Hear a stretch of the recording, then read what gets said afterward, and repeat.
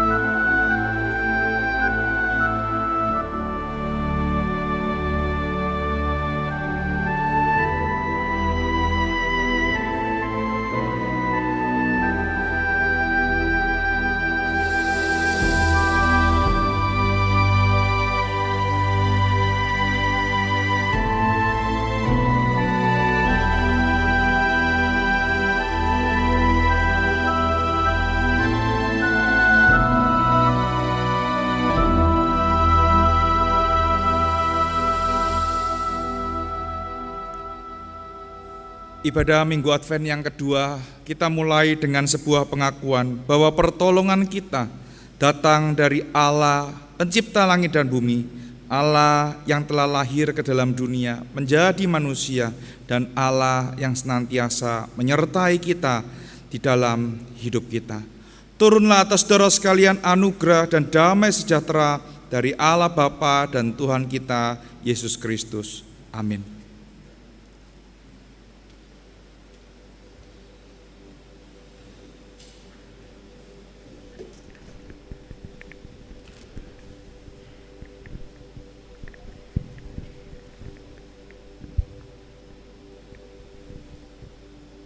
Shalom Bapak Ibu Jemaat yang dikasihi oleh Tuhan. Bagaimana kabarnya? Luar biasa, puji Tuhan. Sebelum kita mulai menyembah memuji Tuhan, marilah kita baca bacaan bertanggapan. Saya akan membaca bagian yang P dan Bapak Ibu Jemaat sekalian bagian yang J. Hiburkanlah, hiburkanlah umatku, demikianlah firman Allahmu. Tenangkanlah hati Yerusalem dan serukanlah kepadanya bahwa perhambaannya sudah berakhir, bahwa kesalahannya telah diampuni. Ada suara yang berseru-seru, persiapkanlah di padang gurun jalan untuk Tuhan, luruskanlah di padang belantara jalan raya bagi Allah kita. Setiap lembah harus ditutup dan setiap gunung dan bukit diratakan. Tanah yang berbukit-bukit harus menjadi tanah yang rata dan tanah yang berlekuk-lekuk menjadi dataran. Bersama-sama, maka kemuliaan Tuhan akan dinyatakan dan seluruh umat manusia akan melihatnya sama-sama. Sungguh Tuhan sendiri telah mengatakannya. Mari kita siapkan hati kita untuk datang kepada Tuhan. Mari kita fokus memuji Dia, menyembah Dia.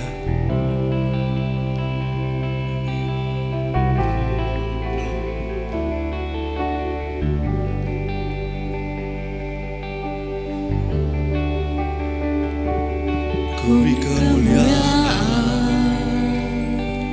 dan hormat, ku angkat suara pujian, ku agungkan nama-Mu.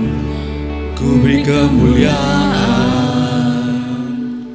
dan hormat, ku angkat suara pujian, ku agungkan nama-Mu.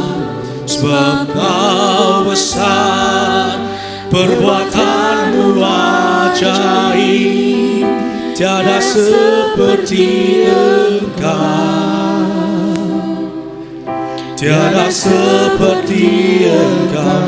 Sebab Kau besar, perbuatan-Mu ajaib, tiada seperti Engkau,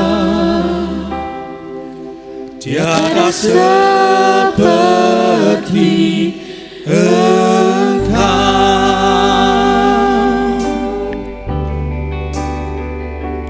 Ku beri kemuliaan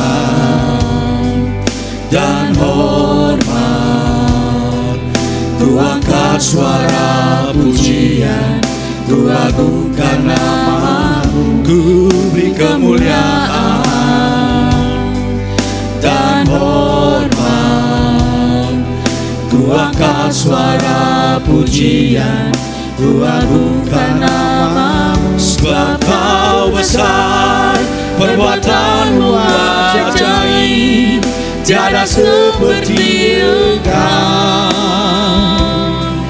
tiada seperti Engkau. Sebab Kau besar, perbuatan-Mu ajaib, tiada seperti Engkau,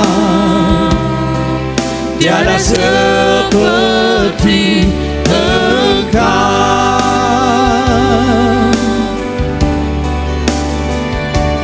Ku beri kemuliaan dan hormat, ku angkat suara pujian, ku agungkan nama-Mu, ku beri kemuliaan dan hormat. Ku angkat suara pujian, ku agungkan nama-Mu, sebab Kau besar, perbuatan-Mu ajaib, tiada seperti Engkau, tiada seperti Engkau. Sebab Kau besar, perbuatan-Mu ajaib, tiada seperti Engkau, tiada seperti Engkau. Sebab Kau besar, perbuatan-Mu ajaib, tiada seperti Engkau, tiada seperti Engkau. Sebab Kau besar, perbuatan-Mu ajaib, tiada seperti Engkau, tiada seperti Engkau. Nyanyi dan bersoraklah bagi Dia, pujian, hormat, kuasa bagi Raja. Gunung tunduk, laut bergelora, mendengar nama-Mu. Ku bersuka atas perbuatan-Mu, selamanya ku kasihi Engkau Tuhan. Tiada janji seperti yang ada padamu. Janji dan bersoraklah bagi Dia, pujian, hormat, kuasa bagi Raja. Gunung tunduk, laut bergelora, mendengar nama-Mu. Ku bersuka atas perbuatan-Mu, selamanya ku kasihi Engkau Tuhan. Tiada janji seperti yang ada padamu, tiada janji seperti yang ada padamu, tiada janji seperti yang ada padamu.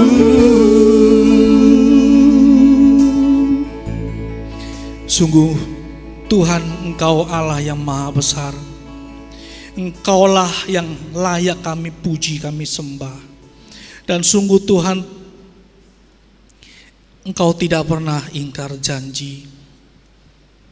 Kami manusia seringkali kami lupa bahwa kami berjanji kepada Engkau ya Tuhan. Namun Engkau Allah yang tidak pernah sekali-sekali meninggalkan perjanjian-Mu, meninggalkan perbuatan tangan-Mu.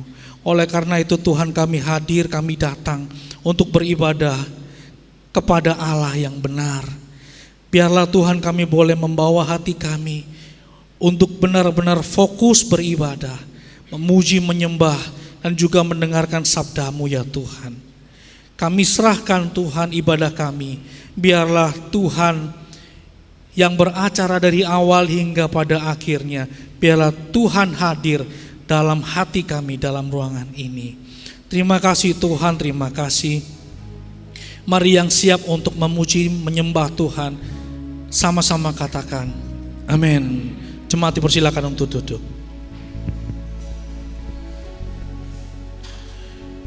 Tuhan yang tidak pernah ingkar janji, Tuhan juga yang selalu mengampuni kita. Bahkan ketika kita berbuat dosa sekalipun, Tuhan berkata, Dia membuang dosa kita dan tidak mengingat-ingat lagi. Bapak Ibu jemaat yang dikasihi oleh Tuhan, mari kita pujikan pujian ini sebagai bentuk doa kita di hadapan Tuhan, sebagai pengakuan kita di hadapan Tuhan bahwa kita adalah orang-orang berdosa. Kita pujikan pujian ini.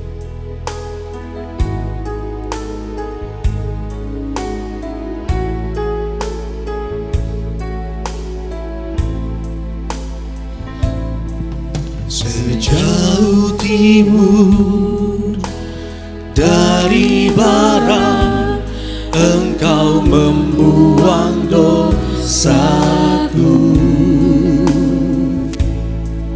Tiada Kau ingat lagi pelanggaranku.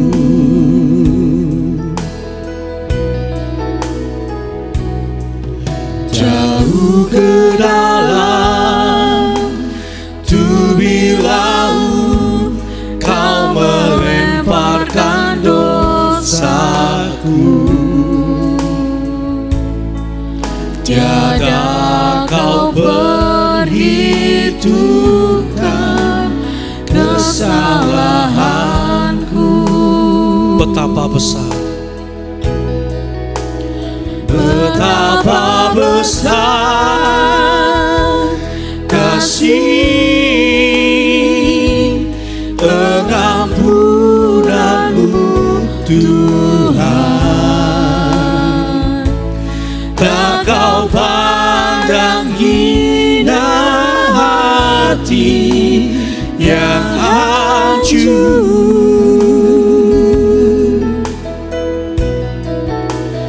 Ku berterima kasih kepadamu ya Tuhan. Pengampunan yang Kau beri, pulihkanku. biarlah musik saja memuji Tuhan. Saya persilahkan Bapak Ibu berdoa secara pribadi kepada Tuhan. Ingatlah betapa besar kasih Tuhan kepada kita. Jangan pernah menyia-nyiakan kasih-Nya yang begitu besar. Mintalah ampun kepada Tuhan.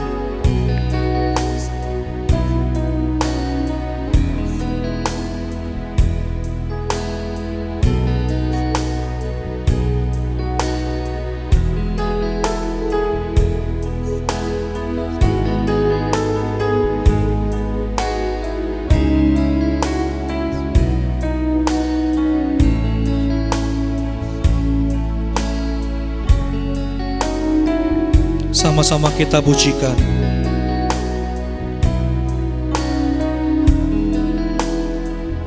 Betapa besar,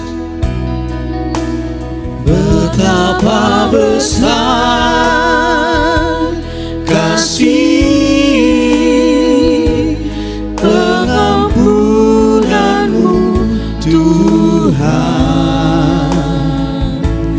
Tak Kau pandang hina hati yang hancur.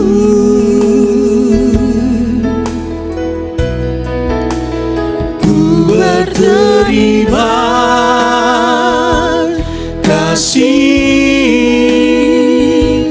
kepadamu ya Tuhan.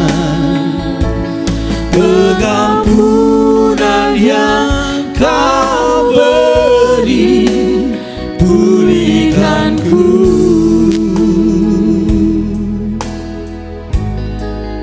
Inilah kami Tuhan di hadapan-Mu. Sungguh tidak ada lagi yang bisa kami tutupi Tuhan. Kiranya Tuhan mengampuni segala dosa kami, melayakkan kami Tuhan. Dan juga Tuhan, biarlah kami mempersiapkan hati kami. Biarlah Tuhan lahir di hati kami. Terpuji nama-Mu Tuhan. Terima kasih Tuhan. Dalam nama Yesus kami berdoa. Amin. Jemaat dipersilakan untuk berdiri. Marilah kita sama-sama mengikrarkan pengakuan iman kita, pengakuan iman rasuli yang berbunyi demikian. Aku percaya kepada Allah, Bapa yang Maha Kuasa, Khalik langit dan bumi, dan kepada Yesus Kristus, anaknya yang tunggal Tuhan kita, yang dikandung dari Roh Kudus, lahir dari anak darah Maria, yang menderita sengsara di bawah pemerintahan Pontius Pilatus, disalibkan, mati dan dikuburkan, turun ke dalam kerajaan maut. Pada hari yang ketiga bangkit pula dari antara orang mati, naik ke surga, duduk di sebelah kanan Allah, Bapa yang Maha Kuasa. Dan dari sana Ia akan datang untuk menghakimi orang yang hidup dan yang mati. Aku percaya kepada Roh Kudus, gereja yang kudus dan am, persekutuan orang kudus, pengampunan dosa, kebangkitan tubuh, dan hidup yang kekal. Amin. Kalam kudus siap memuji Tuhan? Amin. Siap memuji Tuhan, Bapak Ibu yang di atas? Sembah dan puji Dia, sembah dan puji Dia, sembah dan puji Dia, Tuhan. Sekali lagi katakan, sembah dan puji Dia, sembah dan puji Dia, sembah dan puji Dia, Tuhanku. Mari pujikan dengan bertepuk tangan. Amin. Hai, mari berhimpun dan bersukaria. Hai, mari semua ke Betlehem. Lihat yang lahir, Raja bala surga. Sembah dan puji Dia, sembah dan puji Dia, sembah dan puji Dia, Tuhan. Bait yang kedua.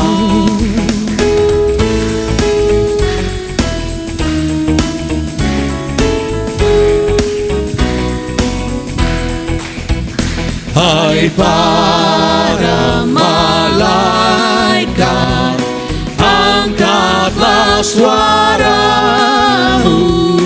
dan bala surga bernyanyilah.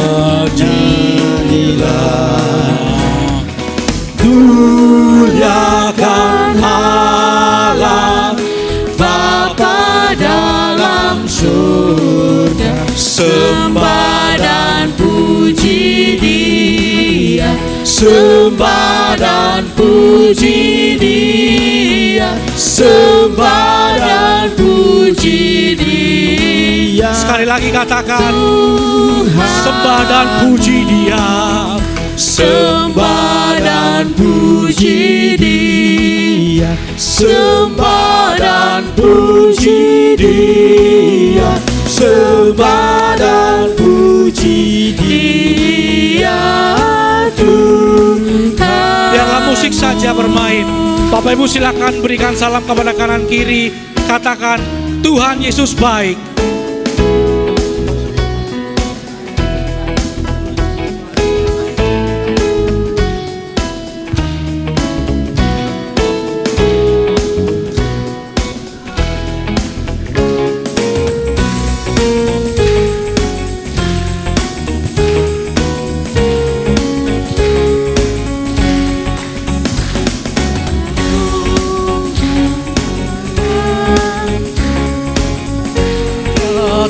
suara Yesus yang pujilah namamu. Firman menjelma menjadi manusia, sembah dan puji Dia, sembah dan puji Dia, sembah dan puji Dia, Tuhanmu. Sembah dan puji Dia, sembah dan puji Dia, sembah dan puji Dia, Tuhanmu. Sembah dan puji Dia, sekali lagi katakan sembah dan puji Dia, Tuhanmu.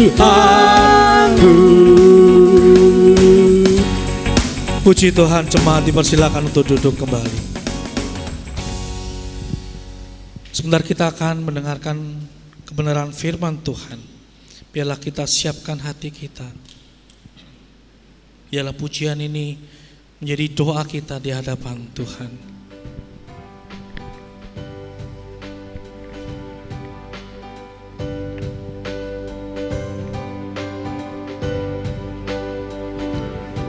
Kau Tuhan, penolong dalam hidupku. Ku percaya hanya kepadamu. Kau pegang tanganku dan tuntun langkahku.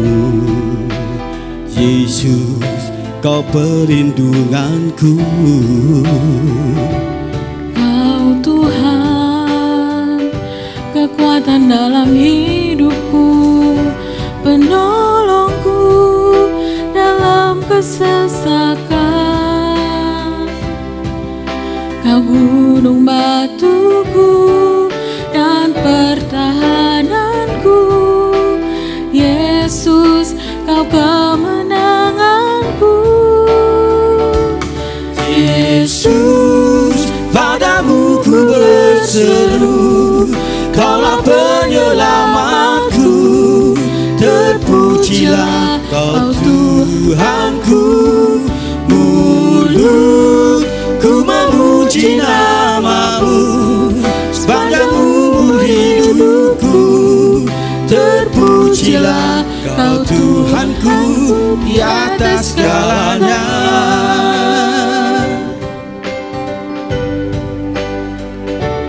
Kau Tuhan, penolong dalam hidupku.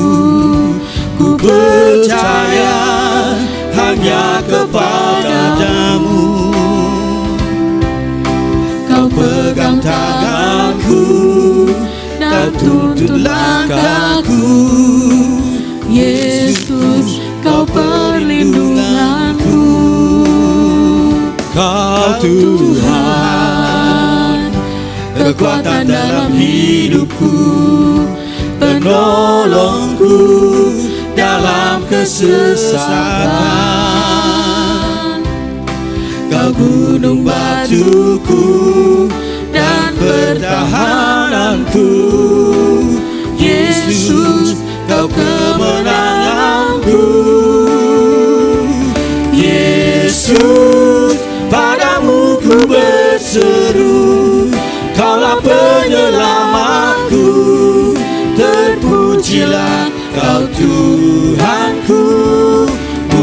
Mulutku memuji namamu sepanjang umur hidupku. Terpujilah Kau Tuhanku di atas segalanya.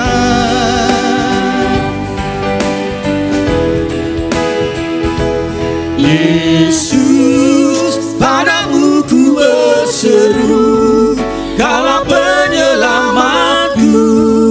Terpujilah Kau Tuhanku, mulutku memuji nama-Mu sepanjang umur hidupku. Terpujilah Kau Tuhanku Di atas segalanya. Yesus, padamu ku berseru, Kaulah penyelamatku. Terpujilah Kau Tuhanku, mulutku memuji nama-Mu sepanjang umur hidupku. Terpujilah Kau Tuhanku di atas segalanya. Selanjutnya kami serahkan kepada pendeta Hendra.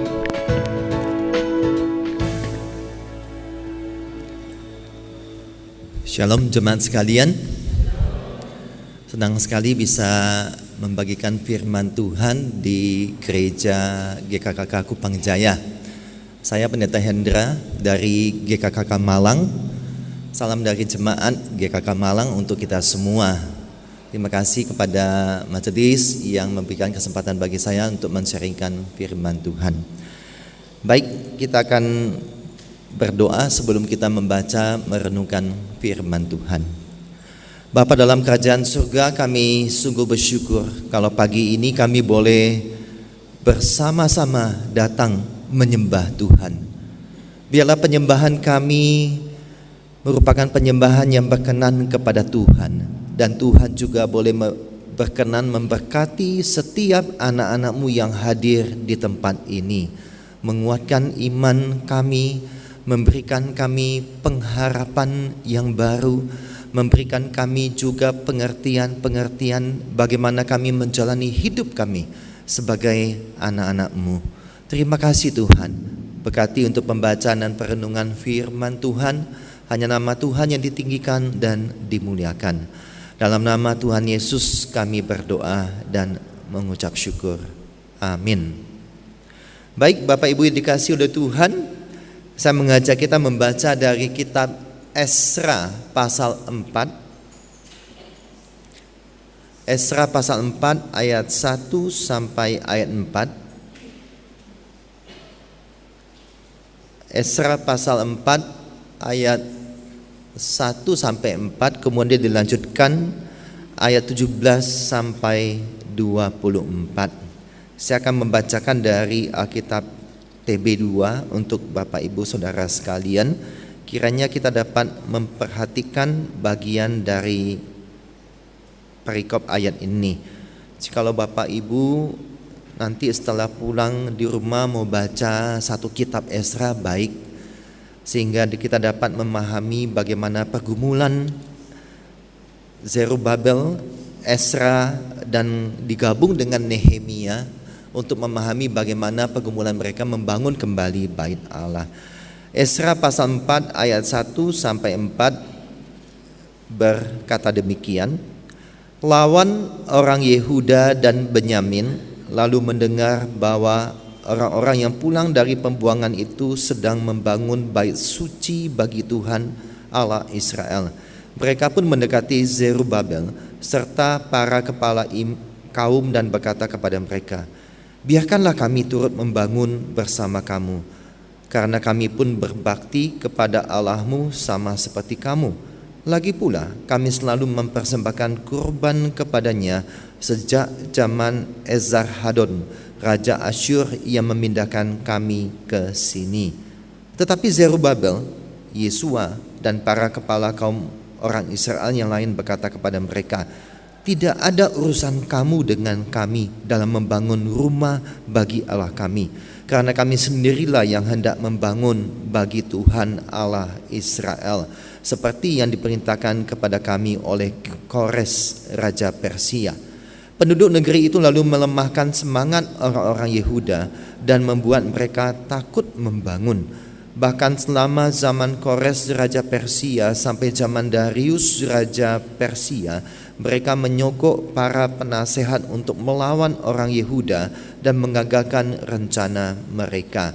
Ayat 17 berkata demikian, Raja pun mengirim surat jawaban ini kepada Rehum, Bupati, Simsai, Sekretaris, serta rekan-rekan mereka yang lain yang tinggal di Samaria, di daerah yang lain di seberang sungai Efrat, Salam.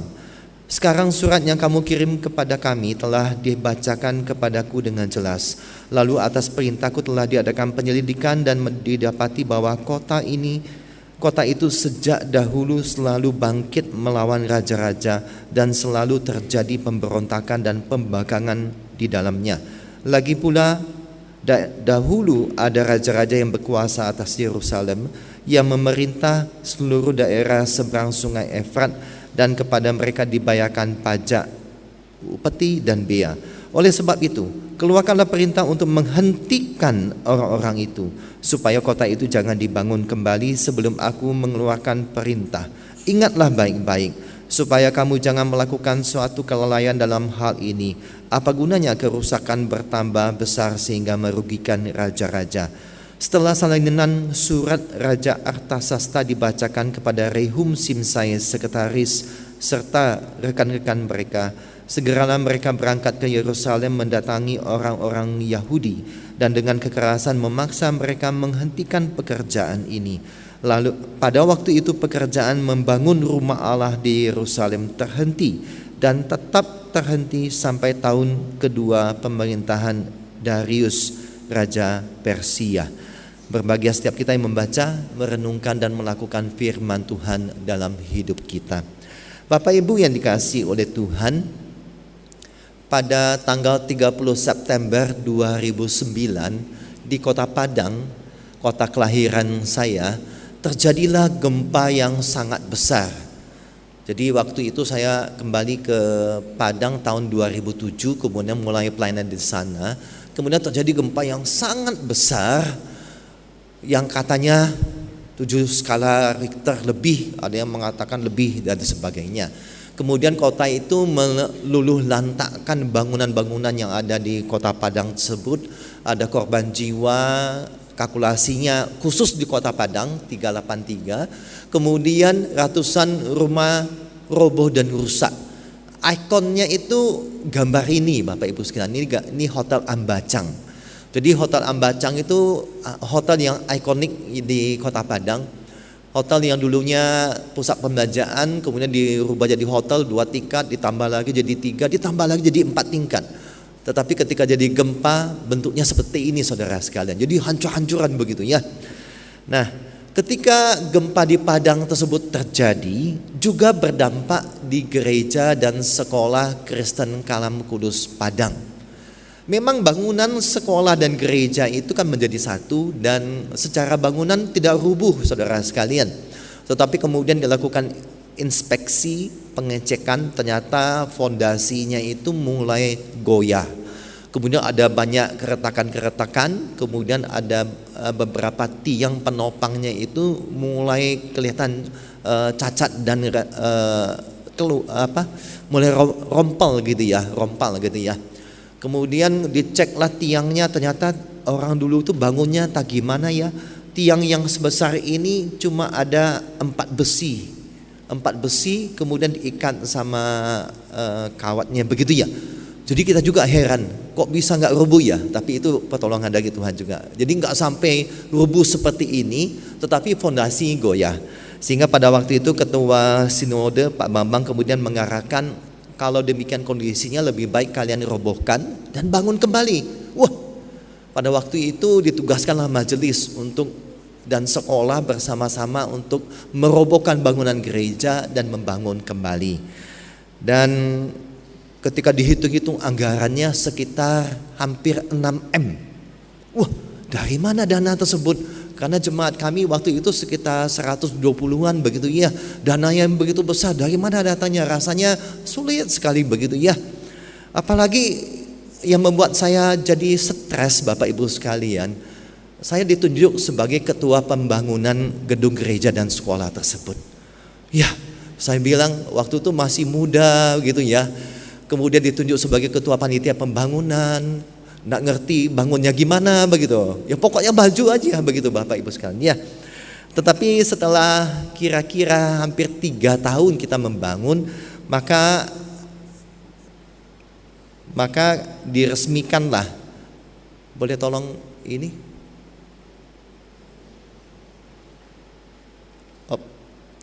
Maka diresmikanlah bangunan gereja dan sekolah SKKK Padang yang baru. Nah, Bapak Ibu kalau mampir ke Padang boleh berkunjung lihat bangunannya seperti ini ya.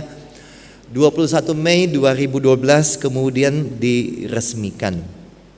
Nah, saya ingin menceritakan bahwa proses pembangunan itu berjalan cukup panjang ya, berjalan hampir 3 tahunan sejak dari gempa, 2,5 tahun lah dari gempa, kemudian direncanakan pembangunan dan sampai pada akhirnya terjadilah dan akhirnya selesai dan diresmikan 2012. Begitu banyak dinamika, pergumulan, tantangan yang terjadi. Tapi satu hal yang saya ingin katakan bahwa ada Tuhan yang menyertai pembangunan tersebut sehingga pembangunan itu pada akhirnya selesai dibangun. Biarlah ini menjadi suatu pengalaman iman kita Bapak Ibu sekalian. Jadi perihal pembangunan rumah Allah merupakan suatu pengalaman iman kita, relasi kita bersama Tuhan. Renovasi suatu bangunan gereja juga pada akhirnya mengajarkan kepada kita bagaimana perjalanan iman kita ketika mengikut Tuhan, ketika melakukan pekerjaan bagi Tuhan, mengambil bagian pelayanan pekerjaan bagi Tuhan. Nah, persoalan membangun rumah Allah pada zaman Zerubabel merupakan persoalan relasi juga iman dengan Tuhan. Jadi Bapak Ibu bisa melihat bahwa nats yang kita baca ini berbicara tentang pembangunan kembali kota Yerusalem dan di dalamnya itu ada bait Allah yang dibangun kembali. Nah, kisah ini mempunyai latar belakang bahwa pada waktu mereka atau bangsa Israel ini ketika tidak setia kepada Tuhan kemudian dibuang ke Babel. Nah, ketika mereka dibuang di Babel, maka ada suatu nubuat dikatakan bahwa setelah genap nanti 70 tahun masa pembuangan, maka mereka akan dikembalikan ke Israel, ke Yerusalem, ke Yehuda. Mereka bersama-sama begitu menunggu kapan ini terjadi, kapan ini terjadi. Dan kemudian tibalah waktunya ketika kemudian Tuhan menggenapi janji yang telah Tuhan berikan ketika Tuhan menggerakkan Raja Kores, Raja Persia pada waktu itu. Ketika Kores menjadi Raja Persia, dia kemudian melihat ini kok banyak ya orang Israel begini. Udah, kemudian Raja Kores mengeluarkan satu perintah untuk kalian kembalilah ke daerah asal kalian. Dan inilah kita bisa melihat bahwa Allah yang telah berjanji kepada bangsa Israel kemudian menggenapinya pada waktu pemerintahan Raja Kores sehingga mereka bisa kembali lagi ke Israel. Kembalinya mereka itu melalui 3 gelombang saudara sekalian. 3 gelombang, gelombang 1, 2, 3. Nah, gelombang 1 inilah kisah yang menjadi latar belakang dari kitab Esra ini. Yaitu gelombang 1 ketika kemudian Zerubabel dan Yesua kemudian memimpin bangsa Israel ini untuk kemudian kembali ke Israel, kembali ke Yerusalem. Nah, ketika mereka kembali ke Yerusalem saudara sekalian, kan bait Allahnya sudah hancur begitu ya ketika di bumi hanguskan oleh Babel pada waktu itu. Kemudian mereka kembali ke kota Yerusalem dan kemudian mereka membangun kota tersebut. Dan yang utama mereka mengerjakannya adalah membangun bait Allah. Nah, inilah kisah yang melatar belakangi ketika Zerubabel kemudian mengajak semua rakyat yang kembali, para tua-tua untuk membangun bait Allah. Nah, ketika mereka kembali saudara sekalian, mereka berhadapan dengan musuh-musuh yang dikatakan pada ayat 4 tersebut ya. Orang-orang yang sebenarnya adalah kelompok. Sebagian adalah kelompok yang tidak dibuang ke Babel. Jadi begini Bapak Ibu Saudara sekalian, dari semua bangsa Israel yang dibuang ke Babel, ternyata ada remnant sisa-sisa yang tidak dibuang ke Babel. Besar kemungkinannya rakyat itu begitu miskin, menderita, dan kemudian mereka tidak dibuang ke Babel. Jadi mereka tetap di sana, sementara bangsa Israel dibuang ke Babel. Ada sebagian di sana. Kemudian ketika pemerintahan Raja Asyur kemudian yang menaklukkan Babel, kemudian mengirimkan orang-orang transmigrasi dari berbagai daerah jajahannya, kemudian dicampur-campurlah di Yerusalem tersebut. Sehingga mereka itu bukan lagi merupakan keturunan yang murni. Mereka sudah kawin campur 70 tahun, sudah ada lewat satu generasi Bapak Ibu sekalian, mereka kawin campur dan mereka hidup di sana. Walaupun sepintas kita mengatakan bahwa, sepintas kita membaca, orang-orang tersebut kemudian datang menemui Zerubabel dan mengatakan, ayo kita bangun sama-sama. Dulu kami juga menyembah Allah, mempersembahkan korban bagi Allah. Tetapi kalau kita lihat kemudian bagaimana sikap mereka ketika permintaan mereka tidak disetujui, kemudian sikapnya kemudian mengadu-ngadu, memfitnah yang gak benar tentang orang Israel, maka kita bisa melihat sebenarnya mereka itu dari tidak tulus di dalam hatinya. Nah, saudara yang dikasihi oleh Tuhan, inilah kisah ketika kemudian Zerubabel membangun, kemudian ada orang-orang yang tidak senang, yang kelompok-kelompok ini yang tidak senang kemudian memberikan suatu ancaman-ancaman, kemudian mereka menghasut dan kemudian memfitnah, bahkan mereka bela-belain menggunakan kuasa politik yang ada pada mereka untuk kemudian mengirimkan surat kepada raja yang memerintah pada waktu itu untuk mengecek pembangunan Bait Allah, untuk mengecek tentang kota Yerusalem yang dulu katanya kota yang sering terjadi pemberontakan. Dan kemudian raja pada akhirnya, raja yang berkuasa pada waktu itu memerintahkan untuk perhentian pembangunan dari Bait Allah tersebut. Nah, sampai di sini kita bisa melihat bahwa inilah kenyataan bahwa pembangunan Bait Allah itu tidak selalu lancar, tidak selalu seperti yang diharapkan. Ketika Zerubabel dan juga Yesua kemudian balik ke Yerusalem, mereka membangun Bait Allah. Kenapa? Karena Bait Allah itu begitu sentral dalam kehidupan orang Israel. Lambang kehadiran Allah di tengah-tengah kehidupan mereka. Lambang bahwa Allah akan memelihara, menjaga hidup mereka untuk masa akan datang. Sehingga mereka berusaha membangun Bait Allah tersebut. Tetapi fakta ternyata tidak demikian. Tidak selalu lancar. Dan saat itu dikeluarkanlah surat untuk perhentian pembangunan Bait Allah tersebut. Nah, Bapak Ibu Saudara sekalian, apa yang bisa kita pelajari dari hal tersebut? Nah, kita bisa melihat di zaman sekarang ini Bapak Ibu sekalian, konteks kita membangun gereja atau renovasi gereja atau melakukan suatu pekerjaan bagi Tuhan, tidak selalu itu akan lancar. Akan ada tantangan-tantangan, ada kesulitan-kesulitan. Untuk konteks zaman sekarang ini memang ketika menyatukan para leader, para pemimpin, para majelis bukan hal yang mudah untuk punya satu hati, satu sepakat untuk melakukan pembangunan. Sudah satu sepakat untuk melakukan pembangunan, belum tentu di dalam perjalanannya itu akan lancar Bapak Ibu sekalian. Nah, kembali saya melanjutkan cerita tentang kisah pembangunan gereja dan sekolah di Kalam Kudus Padang Bapak Ibu sekalian. Nah, ketika itu saya ada panitia. Itu panitianya gabungan leader antara gereja dan sekolah. Sama-sama jadi panitia dan kami kemudian memikirkan bagaimana pembangunan ini tahap demi tahap, menghadapi bagaimana kekurangan biaya dan sebagainya. Dan salah satu yang kami lakukan adalah kemudian melakukan janji iman. Sampai 3 tahap Bapak Ibu sekalian, karena dananya gak cukup gitu ya. Tahap pertama 1 tahun, ternyata gak cukup. Tahap kedua juga gak cukup. Tahap ketiga sampai 3 tahap kita adakan. Makin lama makin sedikit yang ikutnya. Nah, di dalam tahap yang 1 ketika mengadakan janji iman, jadi masing-masing leader itu panitia, kan panitia janji iman, kemudian menggerakkan jemaat-jemaat untuk melakukan janji iman untuk pembangunan gedung tersebut. Nah, ada satu leader, satu pemimpin kemudian yang sudah janji iman tetapi tidak menggenapinya. Dia hanya memberikan beberapa bulan saja, kemudian setelah itu enggak mau lagi memberikan. Alasannya apa? Ketika kita tanya begitu ya, ketika kita utus bendahara menanyakan kenapa? Dia kecewa. Kenapa kecewa? Karena saran dia tidak didengarkan oleh panitia lainnya. Karena ternyata urusan pembangunan itu urusan yang sangat-sangat pelik Bapak Ibu Saudara sekalian. Sangat pelik sekali.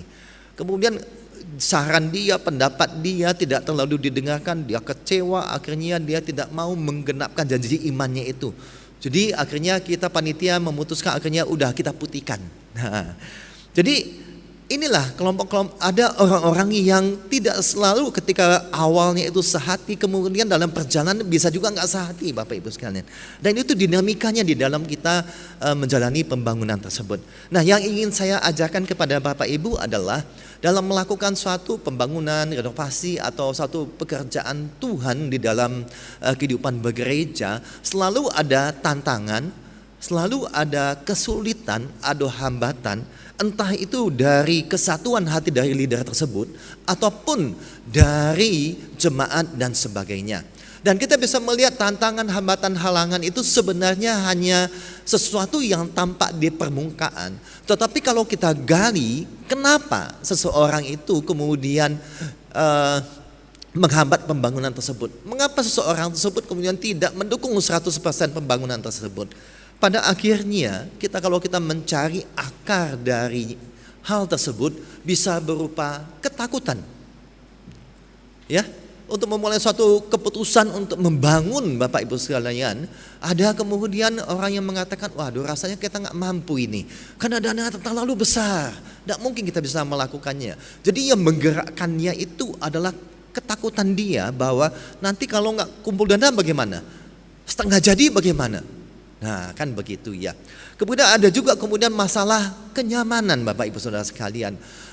Untuk melakukan satu perubahan dibutuhkan suatu tekad untuk maju bergerak ke depan. Tetapi yang namanya kita manusia itu senang, nyaman dengan situasi kondisi kita. Sehingga kalau ada suatu perubahan yang drastis, yang besar, membuat kita secara pribadi itu gak nyaman. Kemudian ada lagi hambatannya yang berasal dari diri kita yang bagian dalam, kalau kita gali adalah masalah harga diri.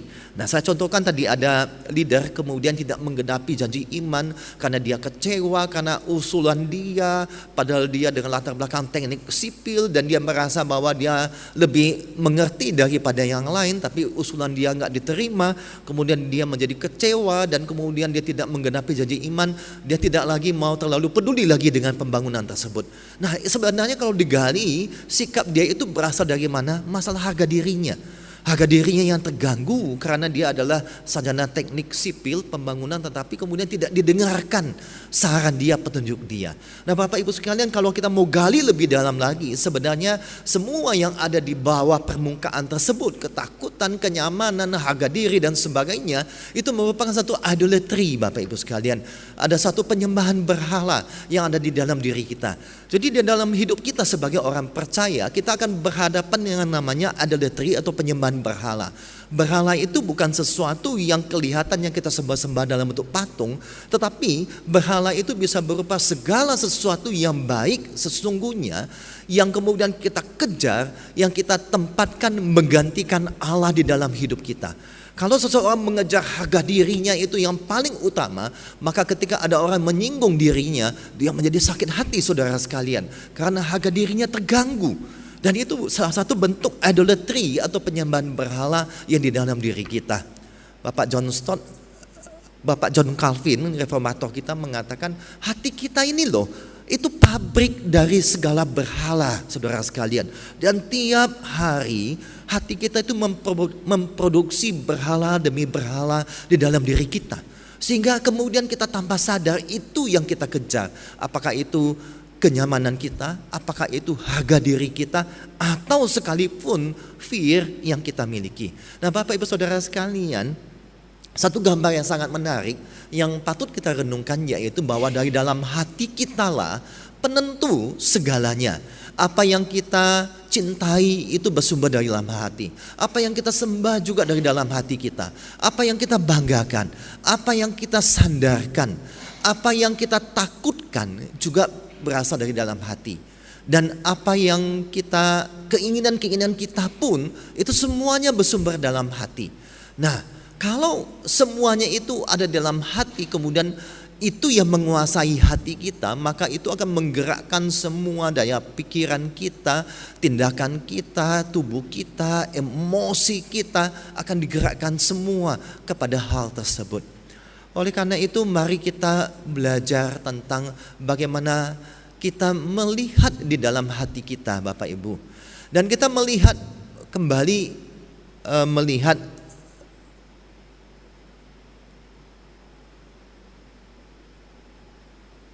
ya ini. Kita melihat bahwa musuh-musuh dari orang Israel yang meminta persuasi pertama untuk membangun, tetapi kemudian ditolak. Kemudian mereka melakukan segala macam cara, menyogok penasehat atau penguasa daerah pada waktu itu, mengirim surat, memfitnah dan sebagainya untuk menggagalkan pembangunan Bait Allah. Mengapa mereka melakukan semua itu? Semua itu diawali adalah ketika mereka meminta untuk ikut dalam membangun, kemudian ditolak, mereka menjadi sakit hati. Tapi sesungguhnya di dalam hati mereka, kalau dibaca banyak tafsiran kemudian mengatakan bahwa sesungguhnya mereka itu tidaklah menyembah Allah yang sama dengan Allah bangsa Israel. Kenapa? Mereka itu adalah kaum yang merupakan campuran dari berbagai bangsa, udah kawin campur, dan mereka sesungguhnya menyembahnya itu banyak macam-macamnya gitu ya. Jadi menyembah Yahweh iya, sinkretisme, menyembah dewa mereka sebelumnya iya juga, menyembah dewa Babel juga iya. Jadi mereka itu campur-campur, sehingga Zerubabel menolak mereka, karena sesungguhnya Zerubabel pemimpin yang membangun Bait Allah pada gelombang yang pertama itu tahu bahwa kelompok tersebut bukanlah menyembah Allah Yahweh yang sejati. Maka kemudian ditolak. Nah, rasa sakit hati mereka kemudian mereka wujudkan kemudian dengan mencelah, kemudian mengupayakan segala macam hal supaya pembangunan itu tidak terjadi, tidak terpenuhi. Nah, kalau kita baca sampai di ayat 24 saudara sekalian, sampai di ayat 24, kita mendapati bahwa diakhiri dengan kalimat begini. Pada waktu itu pekerjaan membangun rumah Allah di Yerusalem terhenti dan tetap terhenti sampai tahun kedua pemerintahan Darius Raja Persia. Jadi kalau kita membaca pasal 4 ini Bapak Ibu Saudara sekalian, ada suatu nuansa suram, bahwa semangat mereka yang awal itu membangun Bait Allah sebagai lambang kehadiran Allah, ternyata terhambat, tidak berjalan seperti yang mereka rindukan, dan bahkan dicatat terhenti. Lewat dari suatu surat dari raja pada waktu itu yang mengatakan bahwa hentikan pembangunan ini, maka mereka terhenti. Tetapi penutup surat Esra pasal 4 bukan hanya suatu nada suram Bapak Ibu sekalian. Sebenarnya ada suatu nada optimis, nada pengharapan yang terjadi di akhir ayat 24 itu. Sampai tahun kedua pemerintahan Darius Raja Persia. Nah, karena pada akhirnya kalau Bapak Ibu baca kemudian pasal 5 selanjutnya, maka akan didapati bahwa pada waktu pergantian raja dari Raja Darius yang menjadi raja pada waktu itu, maka kemudian Raja Darius kemudian mereka mengirimkan surat kepada Raja Darius, dan Raja Darius kemudian mengecek kembali dokumen-dokumen yang ada. Ternyata memang Raja Kores pernah menyuruh mereka bangsa Israel ini pulang ke Yerusalem dan membangun Bait Allah. Kemudian Raja Darius menguatkan keputusan tersebut sehingga pada tahun kedua pemerintahan Raja Darius, kemudian Bait Allah itu selesailah dibangun dan akhirnya selesai. Dan di sanalah kemudian kita bisa melihat ada satu hal yang menarik Nah, jadi pembangunan Bait Allah itu yang sempat terhenti, kemudian lewat dari Nabi Hagai dan Zakaria, kemudian bernubuat tentang orang Yahudi. Kemudian Zerubabel diberikan kekuatan kembali untuk memulai kembali pembangunan tersebut. Walaupun sempat terhenti, kemudian dia mulai lagi bangun, tetapi orang-orang musuh-musuh ini kembali lagi dan mendatangi Zerubabel dan bertanya, mengapa kamu melakukan ini? Mengapa kamu melakukan itu? Atas dasar apa? Siapakah panitia yang melakukan pembangunan ini? Nanti kami laporkan dan sebagainya. Tetapi Zerubabel tidak mau mundur. Walaupun dicecar, diserang, ditanya-tanya oleh musuh-musuh bangsa Israel pada waktu itu.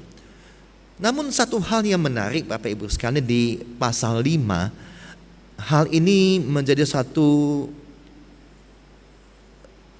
pasal 5 ayat 5. Dikatakan begini, tetapi mata Allah tertuju kepada para tua-tua orang Israel, tua-tua orang Yahudi, sehingga mereka tidak dipaksa berhenti oleh orang-orang itu sampai ada berita yang diterima Darius, dan kemudian surat balasan mengenai hal itu dikirim kembali. Jadi hal yang sangat indah dan sangat menarik kita bisa membaca dari pasal 4 nada suram walaupun ada pengharapan. Pasal 5 kita bisa melihat suatu hal yang sangat indah, dikatakan bahwa mata Allah tertuju kepada para tua-tua Yahudi sehingga mereka tidak dipaksa berhenti oleh orang-orang itu. Nah, Bapak Ibu sekalian, memahami kata mata Allah, mungkin banyak orang mengatakan, loh kok Allah itu punya mata? Nah, bukankah Allah itu roh adanya? Mengapa Allah itu punya mata? Kalau Allah itu roh adanya, tentu Allah itu bukan seperti manusia, ada mata, ada tangan, begitu.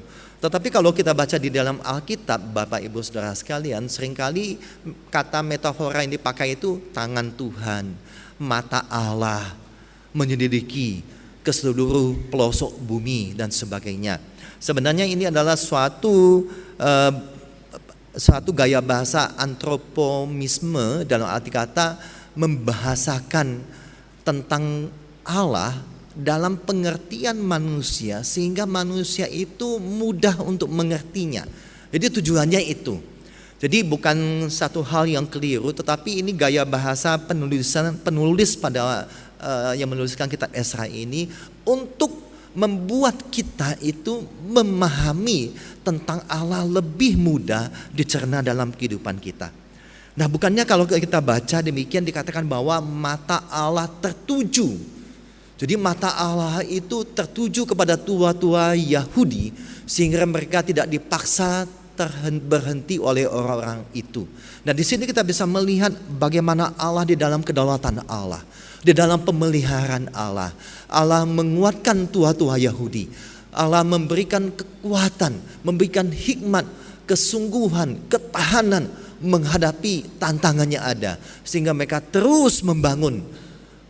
Bahkan kemudian Allah berkarya melalui Raja Darius yang memberikan surat balasan yang menguatkan keputusan Kores tersebut dan menuliskan bahwa setiap orang yang terlibat di dalamnya di daerah tersebut harus mendukung pembangunan tersebut. Bahkan kemudian yang menarik kalau kita baca dari Raja Darius, begitu surat balasannya dikatakan kalau ada orang yang melanggar keputusan membangun bait Allah tersebut, tidak mau mendukung keputusan tersebut, maka sebatang tiang dari rumahnya akan dicabut dan dengan tiang itu badannya akan ditusuk dari bawah, rumahnya pun akan dijadikan reruntuhan karena hal itu. Wah, kalau kita baca Bapak Ibu sekalian, di sana kita bisa melihat bahwa Allah yang sudah berjanji, maka Allah berkarya dan tetap berkarya di tengah-tengah segala tantangan kesulitan yang ada. Dan di sini kita bisa melihat lewat kemudian surat dari Raja Darius, akhirnya pembangunan itu bisa berjalan kembali, bahkan disupport, bahkan musuh-musuhnya pun akhirnya yang menentang pembangunan tersebut akhirnya mensupport pembangunan tersebut karena nggak berani. Karena kalau menentang pembangunan tersebut maka mereka bersiap-siap akan dihukum demikian. Nah, di sini kita bisa melihat Bapak Ibu sekalian bagaimana Allah yang terus bekerja dan mewujudkan pembangunan tersebut. Nah, Bapak Ibu Saudara yang dikasihi oleh Tuhan, dalam konteks zaman gereja sekarang dalam pembangunan atau renovasi atau suatu program gereja tertentu Bapak Ibu sekalian, maka marilah kita belajar dari kisah Esra ini. Kita bisa belajar dua hal. Yang pertama, bagaimana mata Allah yang memperhatikan kita. Kalau Allah pada zaman dahulu, pada zaman Esra tersebut bertindak demikian, maka kita tahu bahwa Allah yang sama, yang terus memperhatikan kehidupan kita, Terus memperhatikan bagaimana kita melayani bersama-sama, baik itu dalam pembangunan, renovasi, ataupun melakukan suatu program gereja. Maka mata Allah yang sama itu juga terus akan memperhatikan kita, Bapak Ibu sekalian. Kalau kita punya satu keyakinan bahwa itu adalah Tuhan sertai dan Tuhan gerakkan kita untuk melakukannya, mari lakukan. Maka kita meyakini bahwa mata Allah itu memperhatikan kita. Bukan cuma memperhatikan kita, maka Allah itu akan menopang kita sehingga dapat menyelesaikan pekerjaan tersebut. Pekerjaan pembangunan gereja Kalam Kudus dan sekolah Kalam Kudus Malang itu sungguh suatu hal yang ajaib, amazing bagi pengalaman saya pribadi ketika melihat bagaimana Allah itu yang bekerja dari awal memimpin dan pada akhirnya menyelesaikan. Kalau Bapak Ibu sempat ke Kesamben, sekolah Kesamben, SKKK Kesamben di Blitar, maka Bapak Ibu bisa melihat ada sekolah yang dibangun yang cukup besar, dan itu panitia badan pengurus yang ketika membangun itu saya dengar kisahnya juga, dan sama kisahnya, yaitu apa? Allah yang menyertai. Mereka waktu itu mencari tanah, bingung karena mencari tanah yang ini, kemudian mengurus perizinan karena ada ditolak oleh warga yang ini dan sebagainya.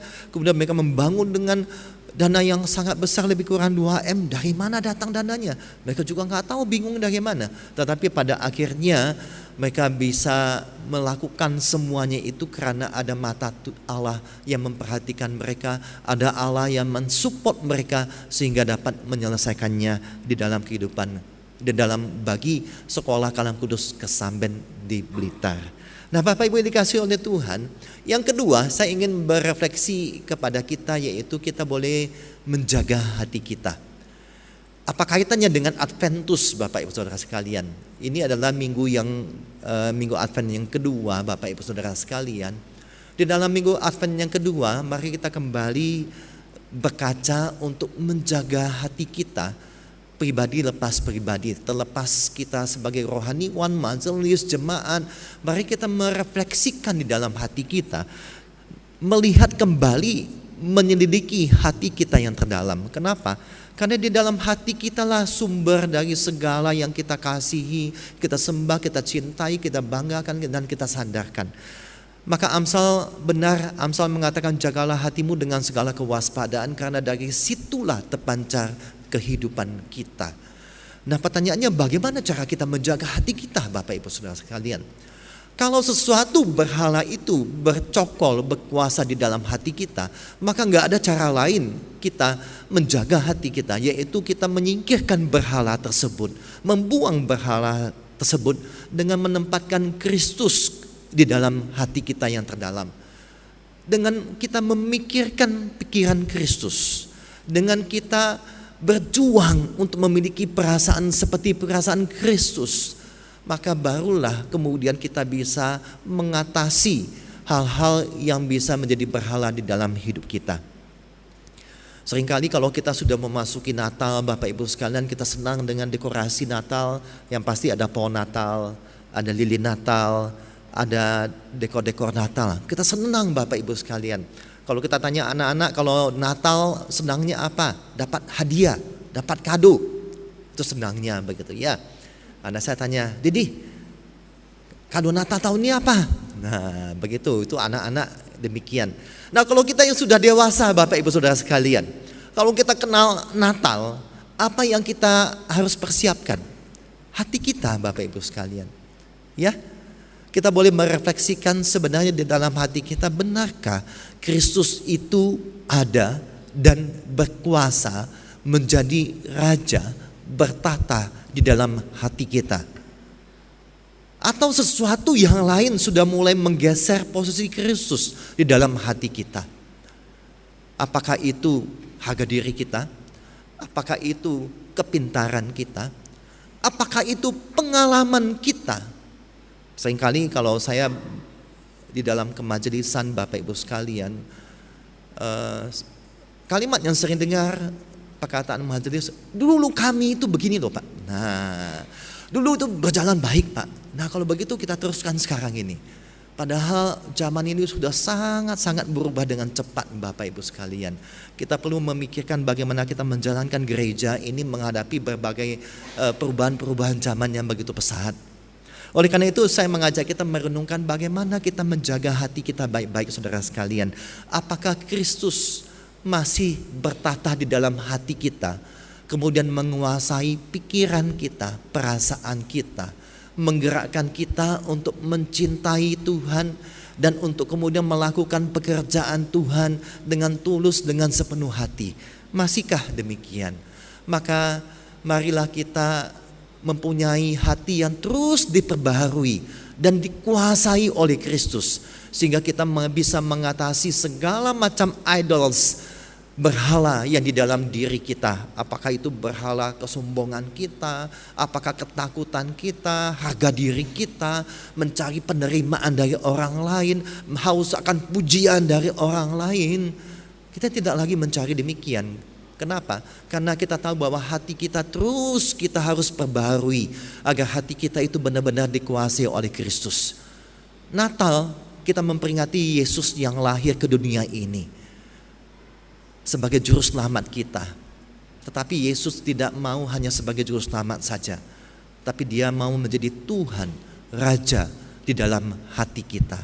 Apakah Kristus sudah menjadi Raja di dalam hati kita? Apakah hati kita telah diperbaharui terus oleh Kristus yang telah lahir dalam hidup kita? Marilah itu menjadi refleksi kita. Bait Allah yang sesungguhnya ada di dalam hati kita, Bapak Ibu Saudara sekalian. Dan biarlah kita terus merenungkan Kristus yang bertata di dalam hidup kita, sehingga mempengaruhi bagaimana kita harus bersikap, berespon, bertindak, termasuk di dalam kita melakukan pelayanan di bidang-bidang yang Tuhan percayakan kepada kita. Amin. Mari kita masuk di dalam doa. Bapa di dalam kerajaan surga, kami tahu bahwa bait Allah yang sesungguhnya ada di dalam hati kami, dan biarlah Kristus yang bertata di dalam hati kami dan bukan yang lain. Terima kasih Tuhan, kalau Tuhan memberikan kesempatan kami melayani sebagai majelis, sebagai hamba Tuhan, sebagai jemaat. Ada bagian-bagian yang boleh kami lakukan bagi pekerjaan rumah Tuhan di tempat ini. Biarlah kami melakukannya dengan mata yang tertuju kepada Tuhan, dan kami juga menyadari bahwa mata Allah juga melihat kami, tertuju kepada kami, mengawasi kami, memberikan kekuatan kepada kami. Terima kasih Tuhan, terima kasih. Dan biarlah di minggu Advent kedua ini kami kembali menyelidiki hati kami, supaya hati kami benar-benar dikuasai oleh Tuhan dan kami persembahkan kepada Tuhan. Terima kasih Tuhan, terpujilah nama-Mu, dalam nama Tuhan Yesus kami berdoa. Amin.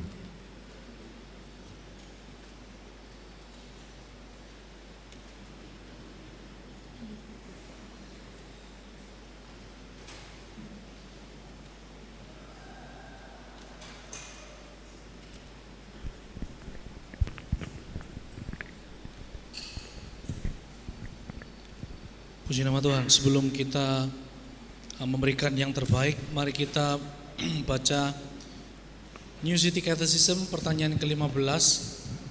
Jika tidak seorang pun mampu mengikuti hukum Allah, jadi apa tujuan dari hukum?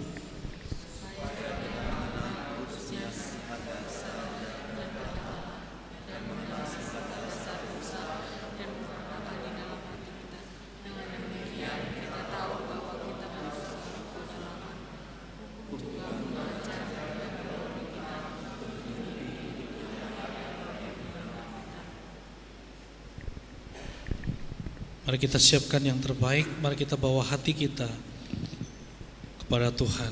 Kita pujikan betapa hatiku.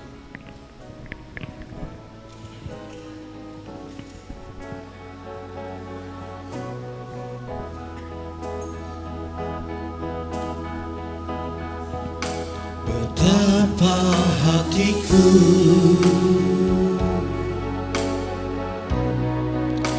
berterima kasih Yesus,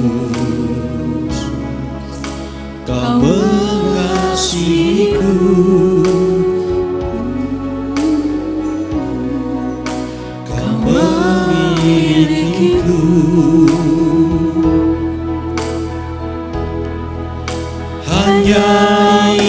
Tuhan, persembahanku, segenap hidupku, jiwa dan ragaku, sebab tak ku miliki harta kekayaan yang cukup berarti untuk ku persembahkan. Hanya ini Tuhan, permohonanku, terimalah Tuhan persembahanku, pakailah hidupku sebagai alatmu seumur hidupku.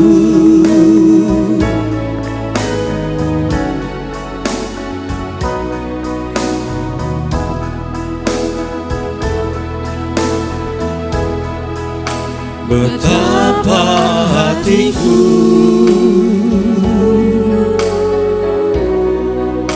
berterima kasih, Yesus, Kau mengasihiku,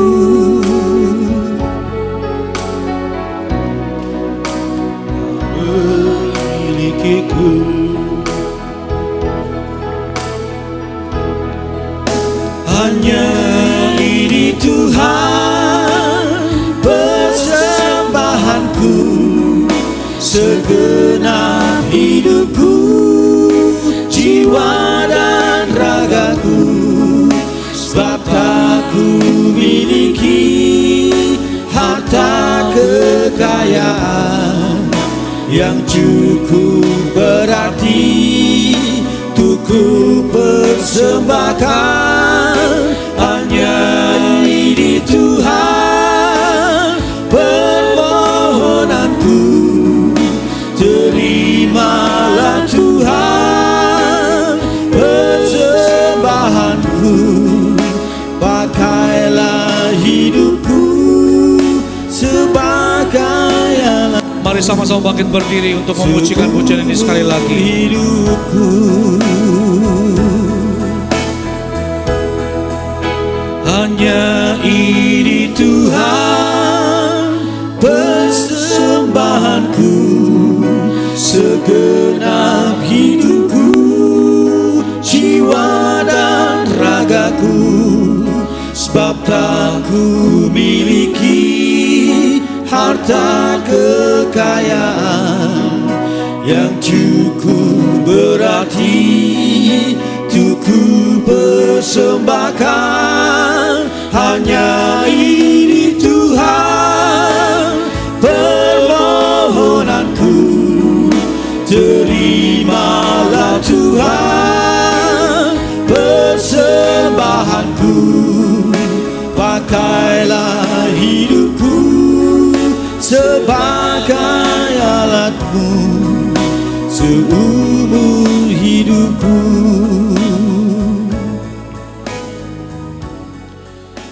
Pujian ini berkata, pakailah hidup kami Tuhan sebagai alat-Mu seumur hidup kami. Biarlah ini bukan hanya keluar dari bibir kami, biarlah ini menjadi kerinduan kami. Hari demi hari Tuhan, pakai kami sebagai alat-Mu Tuhan untuk kemuliaan nama-Mu. Terima kasih Tuhan, kalau kami masih boleh memberi Tuhan apa yang kami miliki. Sebab sesungguhnya Tuhan, apa yang ada pada kami semua berasal dari Tuhan, semua adalah milik Tuhan.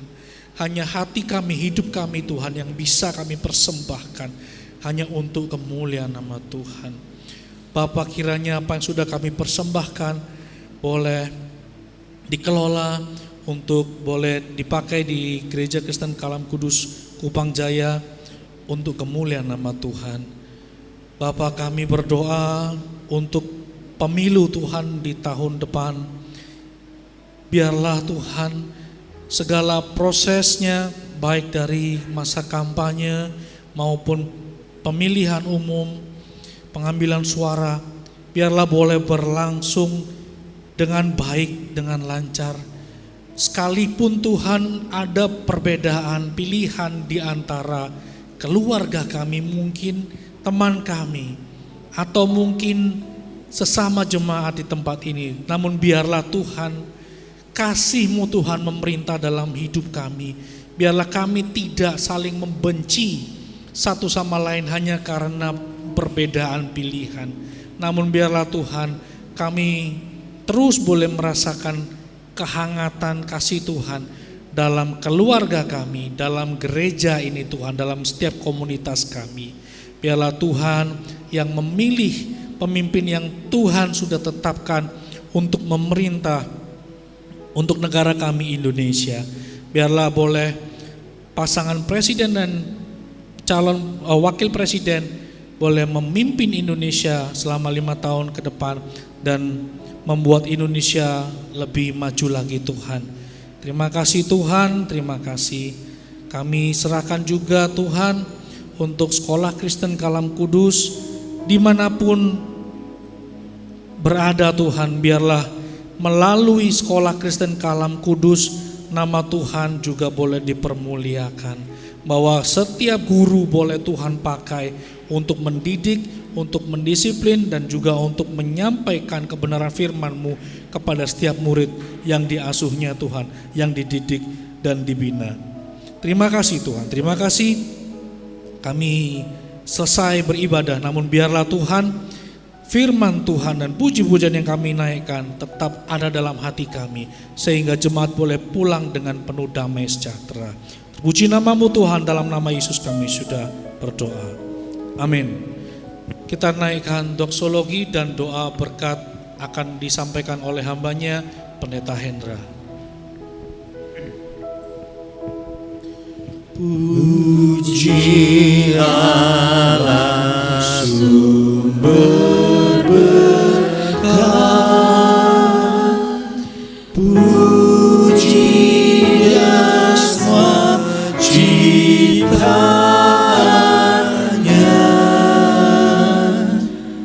puji Dia para malaikat, Bapa, Putra, dan Roh Kudus. Amin.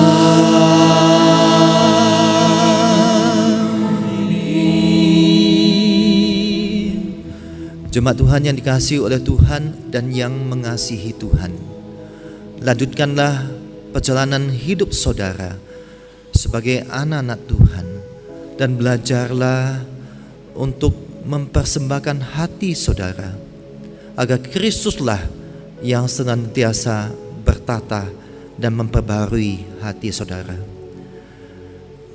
Arahkanlah hati dan pikiran kita kepada Tuhan dan terimalah berkat dari Tuhan. Tuhan memberkati engkau dan melindungi engkau. Tuhan menyinari engkau dengan wajah-Nya dan memberi engkau kasih karunia. Tuhan menghadapkan wajah-Nya kepadamu dan memberi engkau damai sejahtera dari sekarang sampai selama-lamanya. Amin.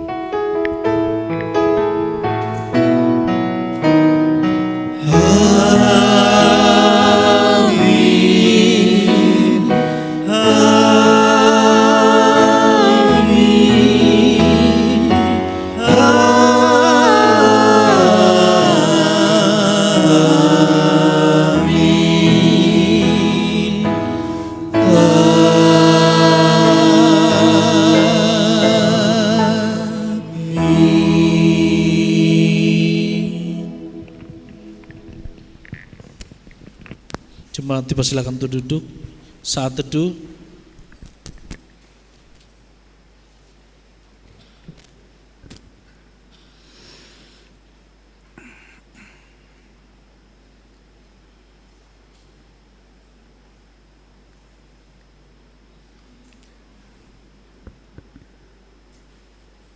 Shalom. Pertama-tama saya mengucapkan terima kasih kepada Bapak Pendeta Hendra yang sudah jauh-jauh dari Malang ya Arema ya, Arek Malang gitu ya. Yang sudah melayani bersama dengan Semu dan anak-anak ya. Anak-anak ada di bawah sekolah minggu, selamat datang di Gereja Kristen Kalam Kudus Kupang Jaya. Terima kasih Pak Hendra, Tuhan memberkati keluarga dan pelayanannya. Terima kasih untuk Bapak Ibu yang sudah melayani di dalam ibadah hari ini. Bapak Ibu, kita bersyukur. Bersyukurnya untuk apa? 2 rangkaian ibadah Natal sudah terjalani dengan baik. Yang pertama hari Jumat kemarin, Natal PW, puji Tuhan, yang datang 480 orang ya. 48 orang dan sudah berjalan dengan baik. Tuhan memberikan cuaca dan keamanan yang baik. Kemarin juga Natal sekolah minggu, makanya masih ada sisa-sisanya. Bapak Ibu, ini mahal loh dekornya. Ya, kita habiskan uang untuk sewa pendekornya 2 juta Bapak Ibu. Ya, didekor oleh siapa? Guru-guru sekolah minggu dewe ya, dengan resiko apa? Bledos kaget ya kan. Puji Tuhan, kemarin cuaca juga cerah, tidak hujan dan anak-anak ya boleh berjalan dengan baik. Tim dari Saat juga datang, boleh melayani dengan baik. Masih ada 1 Natal lagi, yaitu tanggal 16 untuk Natal Youth ya, hari Sabtu jam 4 sore, tolong doakan. Dan juga untuk Natal kita tanggal berapa? 24 jam berapa? Jam 5 sore ya. Terus kemudian hari tanggal 25-nya jam 9 pagi ya. Jadi kita sama-sama membawa hati kita untuk datang beribadah merayakan kelahiran Tuhan Yesus. Bapak Ibu, puji Tuhan, paket sembako sudah terkumpul berapa Semu Yusi? 170, benar kan? Target kita 150, kita bersyukur 170 orang yang sudah berbagian. Dan hari ini akan ditutup ya. Jadi tetot begitu ya. Kalau mau ngasih tidak bisa lagi, karena apa? Harus segera diberikan. Tanggal 16 pagi kita akan bagikan kuponnya. Bukan ya, kuponnya mulai dibagi, sudah dicetak, dibagi, dan akan dibagikan paket sembakonya ya. Terima kasih untuk Bapak Ibu yang sudah mengambil bagian di dalam paket sembako ini. Tuhan memperhitungkan semuanya sebagai sebuah kebenaran di hadapan Tuhan. Lalu Bapak Ibu, doa hari Rabu karena minggu kedua, doanya apa? Online ya, lewat Zoom jam 7 malam, Rabu jam 7 malam ya, jangan lupa.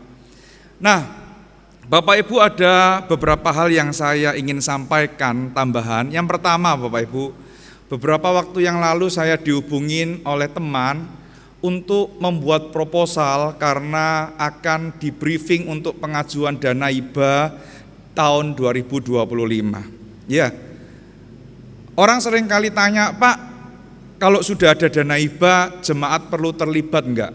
Sering kali kan jemaat mikir gini, oh enggak apa-apa, gereja itu nanti pasti ada dana hibah dari pemerintah, pasti akan cukupkan. Bapak Ibu perhatikan, dana hibah itu tidak menggantikan tanggung jawab kita di dalam memperhatikan rumah Tuhan, betul ya? Seringkali, oh gak popong kok Pak Chandra golek sponsor-sponsor dana hibah, aku gak usah ngek persembahan, itu salah besar. Ya, ketika Pak Hendra tadi khotbah tentang Hagai, saya ingat Bapak Ibu, ketika Hagai itu melihat orang Israel tidak mau ambil bagian, dia bilang gini, rumahmu kamu dandani mewah, tapi untuk rumah Tuhan kamu abaikan. Itu dikecam Bapak Ibu oleh Hagai. Ya, jadi dana hibah itu Bapak Ibu, kita ingin membeli alat-alat ya. Bapak Ibu kan ada band ya, ini dari Siwalan Kerto, bukan ada band yang nyanyi Bapak Ibu, bukan ya. Tapi band ini Bapak Ibu kalau dimasukkan ke speaker umum ini, speakernya akan sobek Bapak Ibu. Karena apa? Ada bunyi bass. Nah, oleh karena itu harus beli apa? Subwoofer. Subwoofer kemarin ditanyakan Pak Erik, 1 biji speaker aja 40 juta, bayangkan. Nah kalau ini perlu 2 jadi berapa? 80 juta, itu juta loh ya, bukan 80.000 ya kan. Nah kita akan beli itu Bapak Ibu ya, beli hal-hal seperti itu untuk memperlengkapi supaya apa? Bapak Ibu bisa menikmati. Kemarin Bapak Ibu waktu gereja kita terbakar itu listriknya, tetangga sebelah ngomong, "Pak, gereja ini wis air PDAM belum?" "Durung, air sumur." "Hati-hati loh Pak, kok mari ngono disidak, lek durung air PDAM, Bapak mesti bayar denda yang mahal." Waduh, ya. Tak tanya, "Engkau masang piro kok?" "Usek diau, 50 juta." Aduh Tuhan, 50 juta ya, lek 50.000 ngono aku ono ya. Bayangkan, kalau PDAM harus ada tandon, betul nggak? Nggak boleh langsung disedot, harus ada tandon dialirkan ke atas. Bapak Ibu, kalau jujur saya mikir semuanya itu ya, salon pas iku ono kabeh ning mburi Bapak Ibu ya. Loro kabeh ya. Jadi ini tugas siapa? Tugasnya Pak Chandra?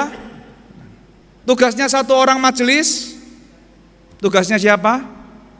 Kita semua ya. Terus kemudian mungkin tim multimedia bisa membantu menampilkan. Saya ingin sharingkan Bapak Ibu ya, saya ingin sharingkan supaya ini Bapak Ibu doakan. Ya, Bapak Ibu doakan. Nah, ini Bapak Ibu kemarin kita sudah dibantu dari tim UK Petra Bapak Ibu untuk jalan miring itu. Kalau naik jalan miring yang di depan itu kalau diperhitungkan antara panjang dan lebarnya pakai sinus ataupun tangan itu kurang lebih derajatnya ketemu antara 40 sampai 50 derajat. Dan itu cukup miring sekali Bapak. Jadi kalau orang yang naik siap-siap kehilangan nyawanya. Karena apa? Kalau yang dorong atau yang nahan tidak kuat, dia pasti akan roller coaster Bapak, jatuh. Nah, oleh karena itu saya coba minta dari tim dosen dari UK Petra untuk Abdimas Bapak Ibu, yaitu pengabdian masyarakat. Jadi mereka gambarkan beberapa opsi pembangunan jalan miring itu Bapak Ibu. Nah, opsi yang pertama. Nah, ini ya Bapak Ibu ya. Jadi langsung jalan miringnya ada dua. Naik dulu, terus naik, terus sampai di selasar yang ada di itu. Terus anggaran biayanya berapa? Kita lihat berikutnya. Nah, ini masih kasar Bapak Ibu, kurang lebih 60 juta duit ya, bukan godong. 60 juta. Ini belum ketemu orang teknik sipil dari Petra. Semester depan saya diundang untuk datang untuk membicarakan strukturnya, kurang lebih perhitungannya seperti apa. Ya. Lalu yang kedua Bapak Ibu. Nah, opsi yang kedua. Nah, jadi ini langsung naik ya. Jadi tidak jalan dua kali. Langsung naik ya. Nah, itu biayanya adalah slide berikutnya 47 juta. Kelihatannya murah. Tapi kalau dari sudut perhitungan, maka opsi yang pertama itu lebih masuk akal. Karena apa? Tidak terlalu tajam sudut kemiringannya. Jadi kemarin saya sama Pak Julius datang ke Petra untuk praktek Bapak Ibu. Oh, kalau dengan kemiringan seperti ini, Pak Julius tak suruh naik, Pak Julius lebih berat kan, tak dorong gitu. Wah, wabot ya Pak ya, dadakno wabot loh. Ini kemiringan yang normal aja wabot Bapak Ibu. Apalagi kalau enggak normal gitu ya. Jadi memang idealnya seperti itu begitu ya. Lalu yang ketiga, lift.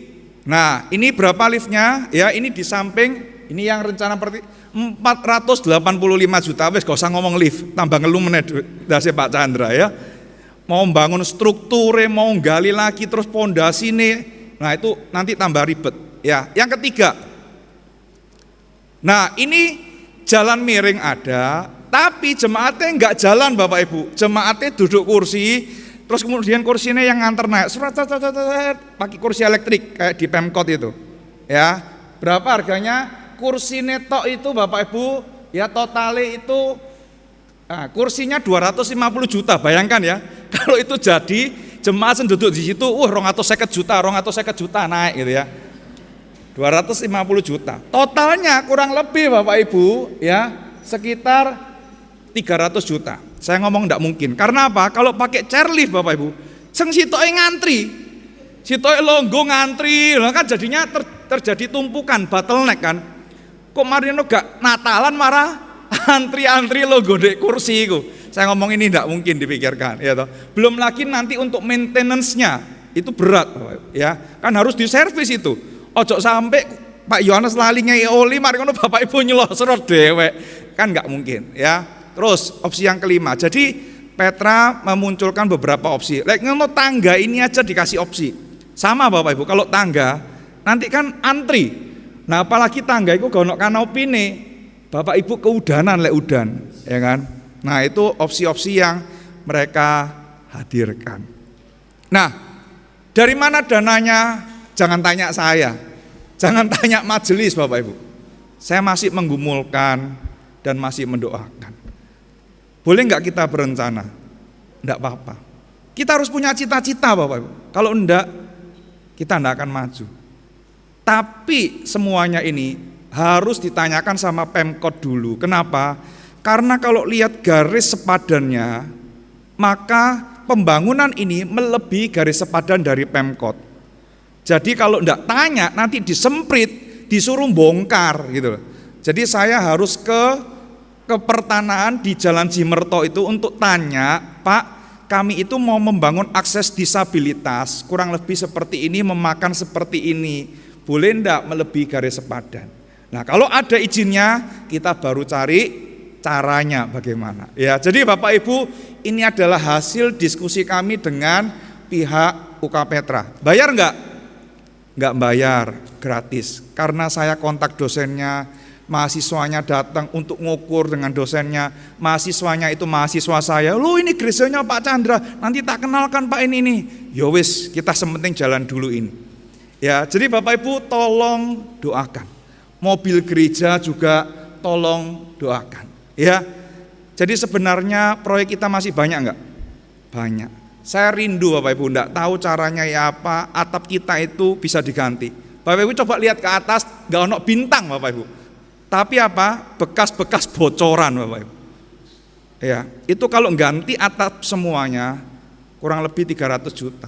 Di bawah itu juga banjir Bapak Ibu. Saya kemarin kontak dosennya UK Petra jurusan interior karena mau ditinggikan, saya mau tanya. Wis sekalian ditinggikan, didesain ulang basement yang bawah itu kurang lebih dananya kayak gimana? Ya, kan nggak apa-apa ya kalau tanya untuk desain aja. Kalau masalah kedadian apa enggak kan itu urusannya Tuhan, betul ya? Saya ingin undang mereka untuk bisa mendesain ulang lantai basement. Jadi Bapak Ibu, lek Natalan gak kecek-kecek meneh, ya. Lek ke kamar mandi ndak kecek-kecek meneh. Karena apa? Karena basementnya itu banjir, ya. Jadi tolong doakan Pak Hendra rambutnya masih lebih hitam daripada saya, ya. Itu artinya apa? Pak Hendra bebannya ndak banyak, gitu kan? Jadi tolong doakan. Bu Yusi bilang Pak Chandra ini rambutnya ombre ya Bu Yusi ya. Jadi putihnya nyembur-nyembur nang dindi cari ini gitu. Bapak Ibu pelayanan ini kalau dikerjakan seorang diri berat. Tapi kalau kita kerjakan sama-sama, pelayanan itu akan terasa ringan. Ya, jadi tolong doakan untuk semua hal. Ini belum diputuskan apa-apa Bapak Ibu. Ini cuma saya sharingkan aja apa yang saya lakukan selama 1 semester ini. Dosennya ngomong Pak Chandra mungkin agak terlambat sedikit, soalnya apa?